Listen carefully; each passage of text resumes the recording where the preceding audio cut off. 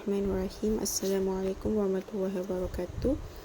Nama saya Anis Atika binti Osman. Nombor baca 080510 daripada Diploma Dakwah, dan pada hari ini saya akan berkongsikan tentang satu bahagian dalam ilmu mantik dalam bab tasawurat, iaitu fasal anwa' al-ilmu al-hadis. Jadi pertama sekali kita kena tahu apa itu ilmu hadis. Ilmu hadis menurut ahli mantik ialah setiap bentuk persepsi atau tanggapan dalam akal, sama ada tanggapan terhadap perkara tunggal iaitu mufrad, atau tanggapan terhadap hubungan antara dua perkara iaitu nisbah, dan sama ada tanggapan itu berlaku dengan yakin atau dengan sangkaan iaitu zon.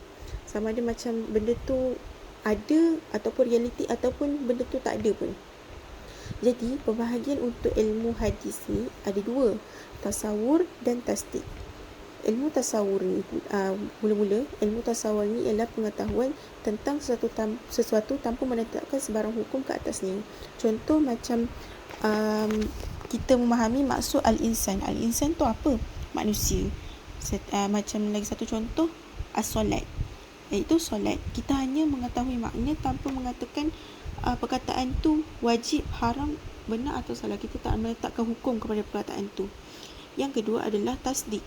Ianya merupakan pengetahuan yang melibatkan penetapan atau penafian hukum. Contoh macam perkataan as-solatu wajibah, maksudnya solat itu wajib, dan al-kazib haram, berbohong itu haram. Dia macam kita menetapkan suatu hukum kepada perkataan itu. Ilmu ni bukan sekadar faham makna, tetapi menghukum suatu sebagai benar atau salah. Jadi untuk tasawur dia ada empat bahagian. Yang pertama, ma la nisbatu ma'ahu aslan, iaitu tanggapan yang tidak mempunyai sebarang nisbah atau hubungan. Maksudnya kita hanya faham satu perkataan tanpa kaitkan dengan apa-apa. Contohnya macam perkataan Ahmad, kamu, sekolah, gajah. Bila kita dengar perkataan ni, kita faham maksudnya, tapi kita tak perlu buat apa-apa hukum. Kita cuma nak faham makna. Kita cuma nak faham makna satu perkataan itu. Dan ini termasuk dalam bahagian tasawur. Yang kedua, malahu nisbatu takidiyah, iaitu tanggapan yang mempunyai nisbah pengikatan di mana satu lafaz terikat dengan lafaz yang lain.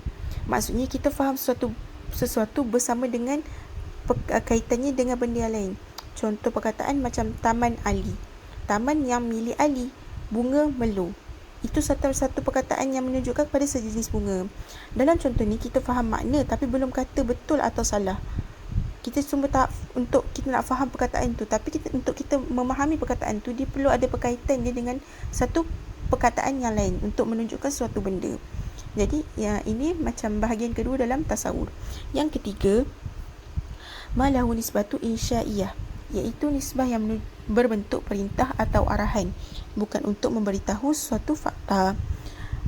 Bahagian ni macam satu bahagian yang menunjukkan perintah atau suruhan. Macam contoh perkataan qama, bangun. Ayat ini bukan beritahu fakta, tapi dia macam ayat suruhan, nak suruh untuk buat sesuatu. Sebab tu ayat perintah ni tak boleh dinilai betul atau salah, sebab dia adalah suruhan. Kita tak boleh nak cakap benda tu betul atau salah.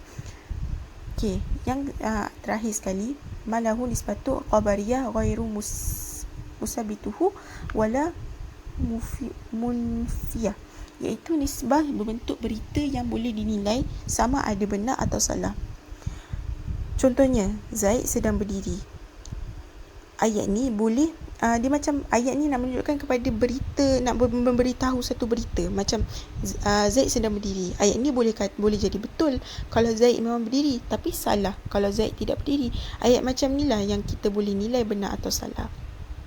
Macam itulah dia macam menunjuk, macam nak satu ayat yang nak menunjukkan berita. Macam itulah. Terusnya, untuk pembahagian seterusnya adalah tasdik.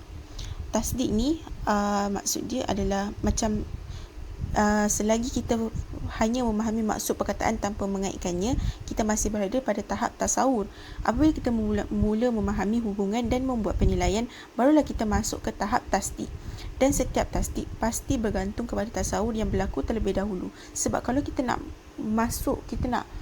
menguasai ilmu tasawur, kita mesti menguasai ilmu tasdik terlebih dahulu. Okey, seterusnya saya akan menerangkan tentang pembahagian tasawur dan tasdik.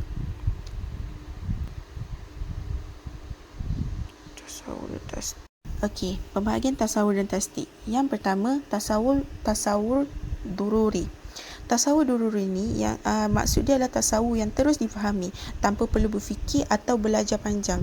Macam kita faham maksud panas, faham maksud sakit, faham maksud ibu. Kita faham secara semula, jadi tak perlu macam kita berfikir pun, sebab benda tu macam satu benda yang common, macam umum, kita tahu maksud dia. Yang seterusnya adalah tasawur nazari. Tasawur yang maksud dia tasawur yang perlu penerangan atau definisi untuk difahami. Contoh macam maksud mantik. Kita tak tahu mantik tu apa, faham tak? Bukan benda umum, benda yang diketahui oleh semua orang. Kita kena belajar baru kita tahu maksud mantik. Maksud kias. Macam kita tak tahu kias tu apa. Kita tahu okey kias, tapi kita tak tahu kias tu apa. Maksudnya kalau tak diterangkan, kita tak akan faham dengan tepat. Mungkin ada tahu tapi tak tahu dengan betul. Yang ketiga adalah tasdik dururi. Tasdik dururi ni maksudnya tasdik yang terus diterima oleh akal tanpa perlu dalil. Contohnya macam al-kul akbar minal juz'i. Keseluruhan lebih besar daripada sebahagian. Contohnya seterusnya macam an-naqidan la yajtami'an. Dua perkara bercanggah tak boleh wujud serentak. Macam akal terus terima, tak perlu berfikir panjang. Yang seterusnya ataupun yang terakhir sekali, tasdiqun an-nazari. Maksudnya tasdik yang perlu dalil dan proses berfikir untuk diterima. Contohnya macam perkataan al-alim hadis. Alam ini baharu.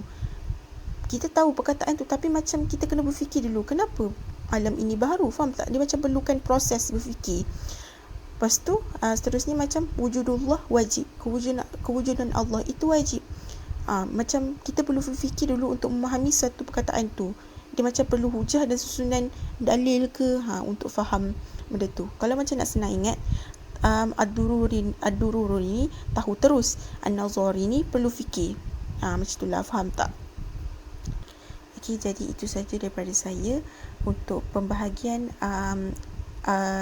ilmu hadis. Sekian, wallahu alam. Assalamualaikum warahmatullahi wabarakatuh.